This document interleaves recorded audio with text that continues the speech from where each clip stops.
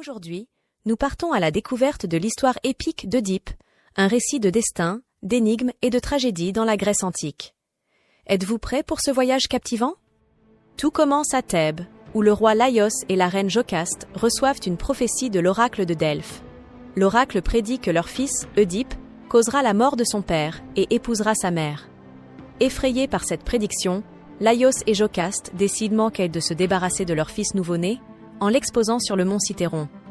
Cependant, un serviteur de confiance sauve l'enfant et le remet à un autre couple, les Corinthiens Polybe et Mérope, qui élèvent Œdipe comme leur propre fils. Œdipe grandit à Corinthe, ignorant totalement la prophétie qui pèse sur lui. Cependant, lorsqu'il atteint l'âge adulte, il entend parler de la prophétie pour la première fois. Choqué par cette révélation, il décide de quitter Corinthe pour échapper à ce destin funeste et préfère ne pas retourner chez ses parents adoptifs. Sur la route, à un carrefour, Œdipe rencontre un vieil homme sur un char. Ils se disputent la priorité dans le passage et en viennent aux mains. Œdipe tue le vieil homme, sans se douter qu'il s'agit de son père. La première partie de l'oracle est accomplie. Œdipe se rend à Thèbes, où il rencontre un sphinx terrifiant. Il garde les portes de la ville et propose une énigme complexe aux voyageurs. Il s'agit de déterminer quel être, pourvu d'une seule voix, a d'abord 4 jambes le matin, puis 2 jambes à midi, et 3 jambes le soir.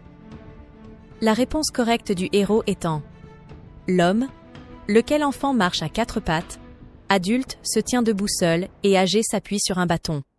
Le sphinx est vaincu et Thébès est délivré de sa terreur. En récompense, Œdipe est proclamé roi et épouse la veuve du roi, Laïos, Jocaste, sans savoir quelle est sa mère. La paix est de courte durée. Une peste s'abat sur Thèbes, et Œdipe consulte le devin Tirésia pour comprendre la cause de cette calamité. Tirésia révèle la vérité choquante à Œdipe.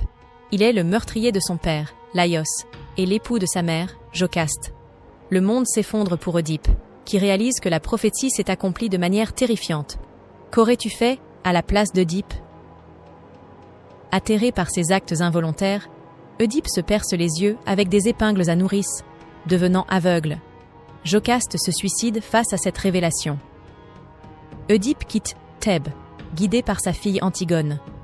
Il erre en exil, aveugle et honteux, laissant derrière lui une ville en ruine et une vie détruite par un destin inéluctable.